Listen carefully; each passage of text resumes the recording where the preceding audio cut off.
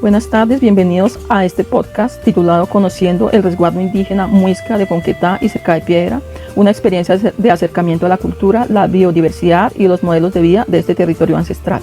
Somos María Esperanza Daza Acosta, Daisy Nayibe Moreno Chávez y John Alexander García Ciro, estudiantes del Espacio Académico de Educación Ambiental Comunitaria de la especialización en Educación Ambiental en la Fundación Universitaria Los Libertadores de la ciudad de Bogotá. Y la pregunta que guiará este episodio es la siguiente: ¿cómo se relaciona la educación ambiental comunitaria con las acciones ambientales y culturales del resguardo indígena Muisca de Fonquetá y Cerca de Piedra del municipio de Chía, Cundinamarca? Contexto territorial.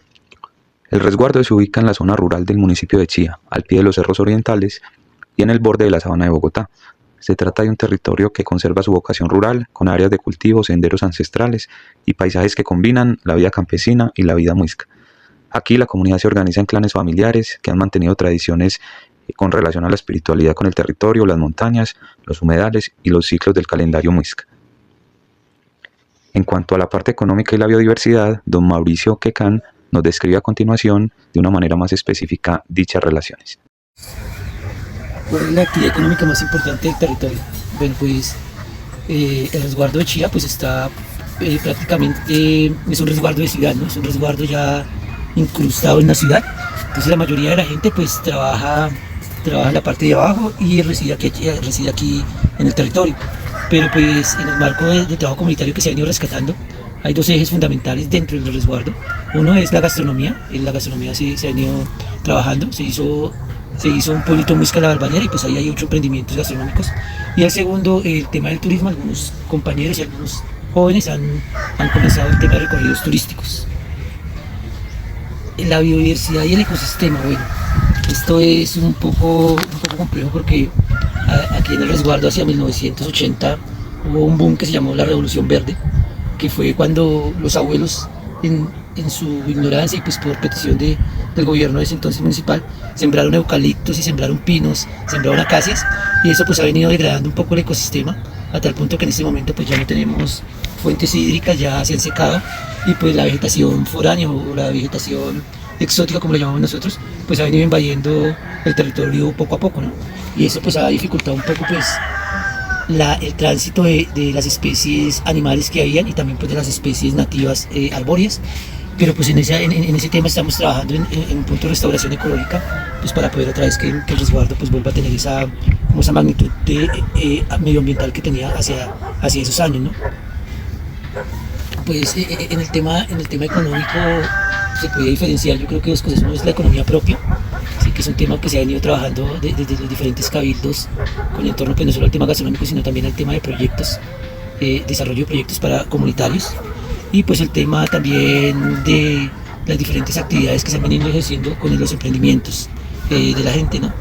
Los conflictos ambientales, como pues te comentaba, sí son fuertes aquí en el resguardo, porque pues esa invasión de especies exóticas nos ha traído muchos problemas. Como se da cuenta pues en partes del resguardo, por decir en el cerro de la Chiguata, que queda aquí contigo, se ha perdido el 85% de vegetación nativa y tenemos ya ese 85% en solo pinos y eucaliptos, y ha sido un conflicto grande porque pues la gente considera que estos pinos y estos eucaliptos les sirven para vender, les sirven para venderlos a las madereras, pero hay un conflicto con la CAR. La CAR no permite cortar más de 20 o 25 árboles, y entonces eso es lo que ha generado dentro del resguardo y dentro de la comunidad, es que cada vez estas zonas de maderables, como se llamaban en ese entonces, sigan invadiendo el espacio de la vegetación nativa, y ahí nos conlleva que ya no tengamos pues unos corredores ecológicos, sino que ya cada vez más estas especies foráneas pues nos invaden, y la invasión pues se ve, ¿no?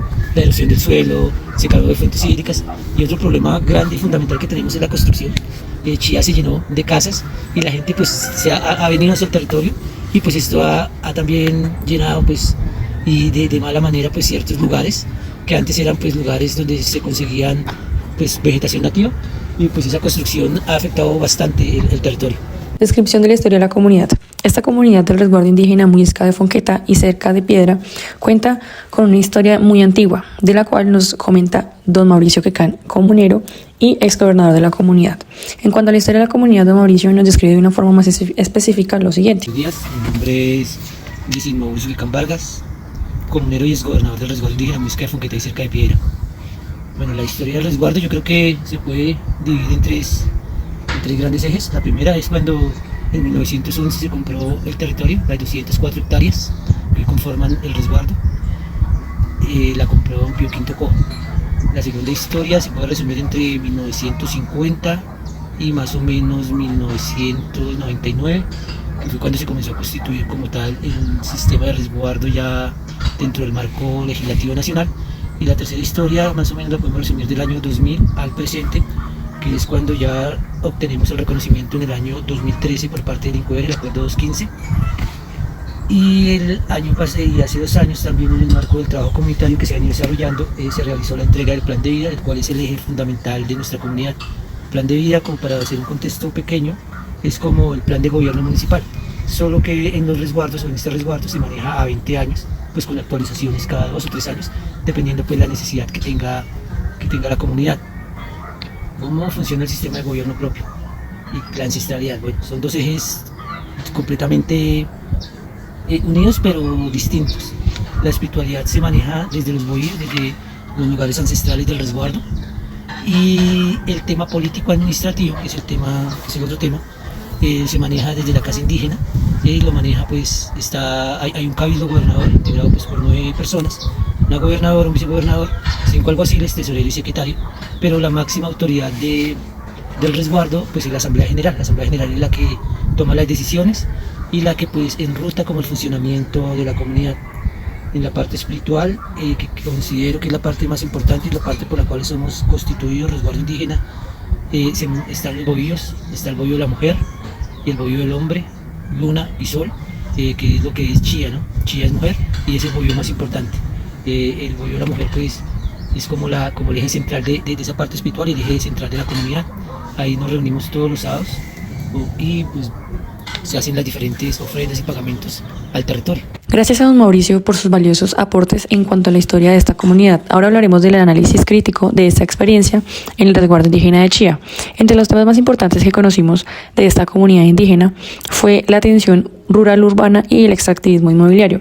Para las prácticas extractivistas en Chía, el principal extractivismo es la expansión urbana descontrolada sobre las zonas agrícolas y los ecosistemas estratégicos. Según Escobar, él argumenta que el extractivismo, ya sea minero o en este caso inmobiliario, no es solo la extracción de recursos, sino que un despojo de formas de vida y una imposición de una ontología de la modernidad y sobre la ontología relacional de las comunidades indígenas como los Muisca. Por otro lado, la expansión urbana descontrolada trata la tierra del resguardo Muisca, los suelos agrícolas de la ruralidad de Chía, como los lotes para la construcción o vacíos para ser llamados con el modelo de desarrollo occidental, ciudades dormitorio. Esto es, según Escobar, una forma de colonialidad de la naturaleza donde se niega la visión muisca del territorio como un ser vivo.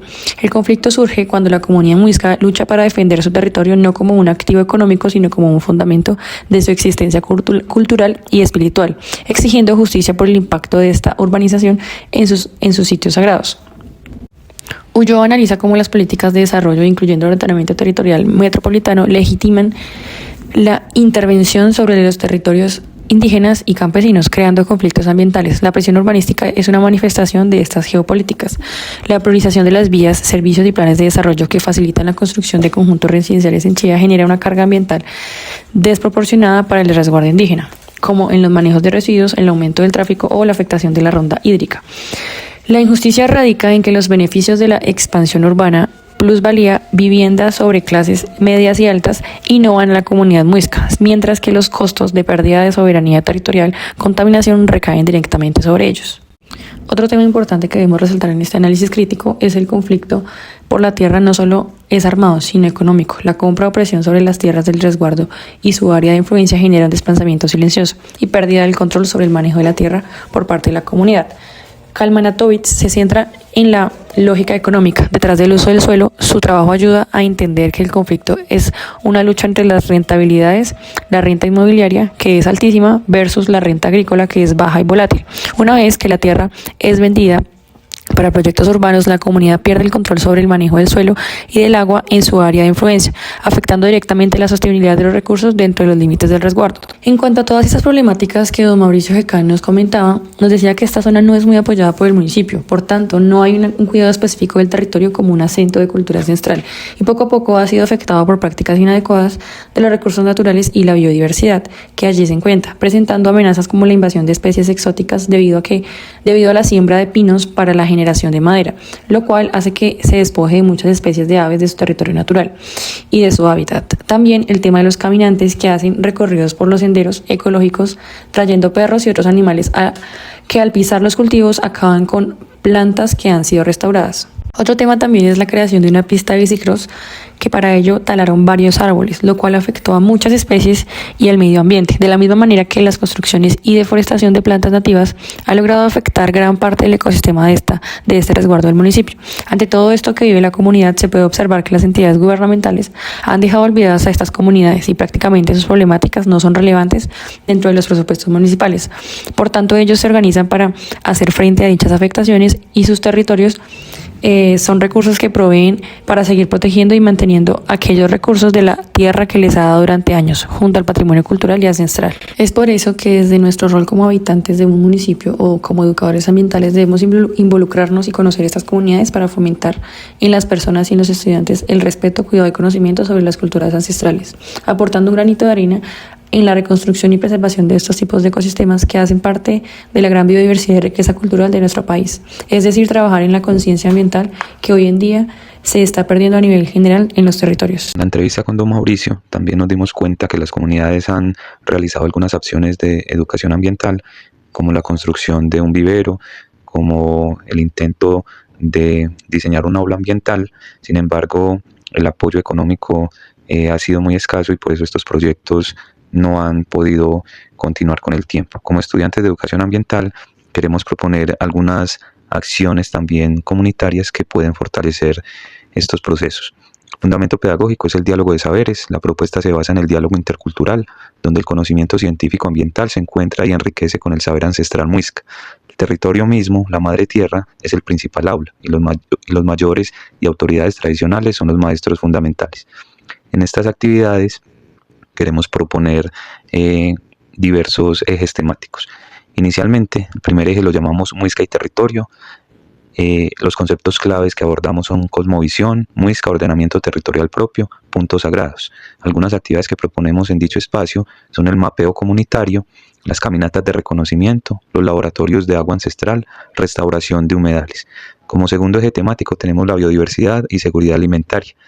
Algunos conceptos claves son la agroecología, las semillas nativas, la medicina tradicional. Algunas actividades son la creación de la Casa de la Semilla, las huertas comunitarias, y todas estas actividades las queremos enmarcar en una metodología donde se aprende haciendo. En esta metodología se prioriza el trabajo de campo, la experimentación, las prácticas manuales. También los relatos orales hacen parte de esta metodología y la intergeneracional fomenta el trabajo en parejas o grupos que mezclan mayores, adultos y jóvenes. La manera de evaluar estas propuestas, tenemos 3 ejes: indicadores de impacto ambiental, donde podemos evidenciar el número de plántulas nativas que se siembran, reducción de residuos y la mejora en la calidad de fuentes de agua. Indicadores culturales y de saberes, donde se puede dar una documentación de mitos, leyendas, número de semillas nativas recuperadas y participación en las ceremonias tradicionales. Y como producto final, la creación de un plan de manejo ambiental comunitario elaborado por la propia comunidad que sirva como documento de gobernanza. Como cierre y reflexión final, el aprendizaje central es la cosmovisión muisca, donde el territorio, las montañas y los ciclos naturales no son recursos inertes, sino espacios sagrados y parte de la estructura familiar y social.